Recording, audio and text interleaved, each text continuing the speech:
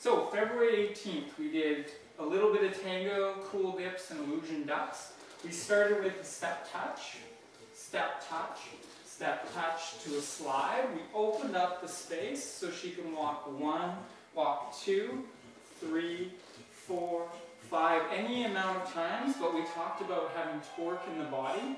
So we want to create the shape with our flashlight, and that's actually bringing her around for this move. And then we're going to do a little bit more, whew. So it's me twisting my body and unwinding. Yeah? So I create torque, unwind. We create the stretch. I'm going to switch hands. We're going to walk back 1, walk back 2, catch here. Doesn't matter what foot she's on because I'm just sitting her down, getting her to stretch the leg. And you notice even in class, I was weighted even weight and went this way or I went this way. It doesn't matter. Bonus move. Right? Doesn't matter what foot, it matters on the exit. So the exit, I unravel my body and then we stretch away. We can do whatever we want to do. But all it is we want you to see the parts. We're going to connect here. We're going to sink. And all it is creating torque, unwind. So we can go to a free spin or follow the hand around. And then one other thing that we have is the ducks. And that can be in the exit. Which is the same shaping as the ocho into the inside turn out. So we create this shape. We talked about our vocab that we use, cuddle versus sweetheart. And that's how we got into the duck, was we actually had this connection here. We talked about, we did a couple drills. The follower tries to go forward. Follower tries to go back. Now we have a good connection. From here I can do all sorts of things. I have a lever to her body.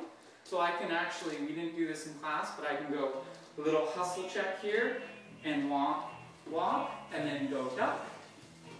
Follower is thinking about carrying her momentum down the track, walking this straight line versus having the foot and the body. Once you hit the end here, you can do your little embellishment. Right? Exactly. Yeah. And we talked about other things. What we want to try and avoid is using the back and not giving her momentum forward, right? So then she's going to kind of go in and get locked into that armpit. It's more of a cartwheel. This hand is pulling down. This hand is going up. And I shape in my body.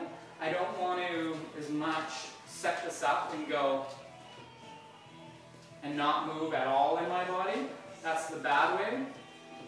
I'm going to create rotation in my body. Yeah? And the steps that you're doing when you're turning are going to be tight, and they're going to follow the line if there's a line, but they're going to be right under you as your body goes whatever direction it's going. And if it's not the right direction, it's going to be right here. So we talked about even in the ochos, that whole body to the foot. So the center moves, we talked about creating the shape the followers want to be danced in, so they present themselves. We talked about buff armpits. Boom. Right? When she has buff armpits in a set frame and I let go, now I know exactly where to dance her. And I create that shape in my body, so I accommodate the follower's frame versus my frame, and that's what I use. We also talked about being on one foot and not thinking about the other foot until you feel the lead. Yeah? We went back, we did these little baleos, right? Mayday was showing us we could actually lead them. Boom with the hip.